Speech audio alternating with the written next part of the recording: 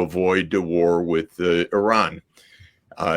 I've spoken with the senior Iranian officials in recent months. I've spoken across the Middle East with senior officials. I've spoken as best I could with Washington, though that is probably the most impervious chamber of denial imaginable. They don't want to have open discussions. They don't want to have any understanding. They want to do it their way. That is the American exceptionalism. We don't have to listen. We just have to do. So could a war with Iran be avoided? Of course it could be avoided. The Iranians have been sending messages for years to the Biden administration that they want to make peace, that they want to return to diplomacy, that they don't want to have nuclear weapons. They want to have an agreement like the agreement that was reached in 2016 and then dismissed by Trump in 2017, in which the sanctions against the Iranian regime are lifted and a non-nuclear regime is put in place so that Iran doesn't get nuclear weapons. Well, the government has been saying we want that for many, many years, but the U.S. is so completely intertwined with the hardline Israel policies that our political class either doesn't know, doesn't care, doesn't accept, or is too afraid of the Israel lobby to actually look at the possibilities of peace with Iran. So is a war inevitable? No. Is a war increasingly likely? Yes. This would not be a kind of rollover war. This would be yet another fuse lit on the path to nuclear annihilation in the world. Iran's a big and it's a powerful country of 100 million people. It has powerful allies. It is a civilization that is, by conventional historical count, 5,200 years old. In some accounting, it eclipses Egypt as the world's oldest, longest continuous civilization, because the starting date is often put at 3,200 BC. It's a very proud and great civilization. So the idea that we're going to go in and bomb and everything is going to be just fine is like so many other things that the U.S. has done. I think it could be the prelude to ever widening disaster. Jeffrey Sachs offers a sobering critique of the current trajectory toward a potential war with Iran, emphasizing both the simplicity of avoiding conflict and the troubling reasons it persists as a possibility. He begins by stating that preventing war would be the easiest thing in the world. Sachs, having engaged in discussions with senior Iranian officials, Middle Eastern leaders, and even attempting to break through the entrenched denial in Washington, underscores that the real issue lies not in the complexity of peace, but in the willful ignorance and hubris of American foreign policy.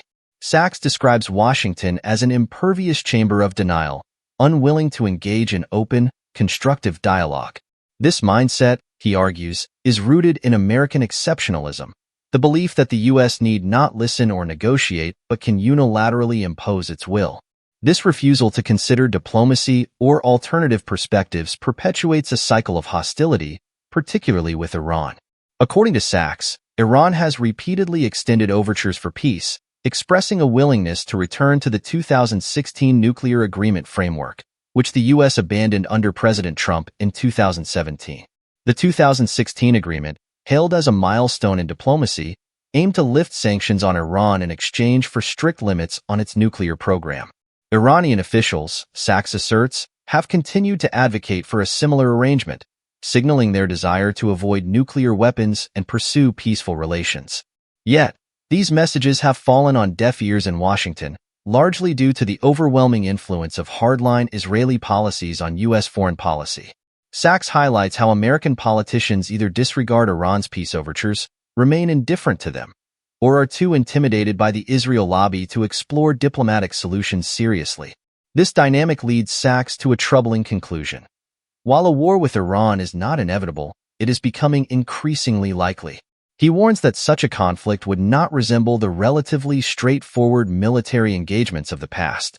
Iran is a vast, populous, and powerful nation of nearly 100 million people with strong regional and global allies. Its civilization, one of the oldest continuous cultures in human history, is deeply rooted and proud. Sachs cautions against the hubris of assuming that military intervention could resolve the situation cleanly. Instead, he envisions such a war as a potential prelude to ever-widening disaster, setting off a chain reaction that could escalate into a nuclear catastrophe. Sachs also delves into the broader implications of U.S. foreign policy, drawing parallels to past miscalculations. He critiques the tendency to underestimate the resilience and complexity of other nations and cultures, leading to disastrous interventions with far-reaching consequences. The notion that Iran could be bombed into submission without profound repercussions reflects the same flawed thinking that has driven many of the U.S.'s foreign policy failures. Central to Sachs's argument is the idea that avoiding war requires a fundamental shift in U.S. attitudes and policies.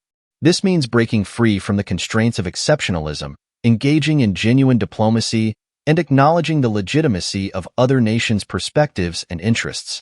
However, Sachs's remarks suggest a deep skepticism about Washington's willingness or ability to make such a shift. The combination of political inertia, ideological rigidity, and external pressures from influential lobbies creates a formidable barrier to peace.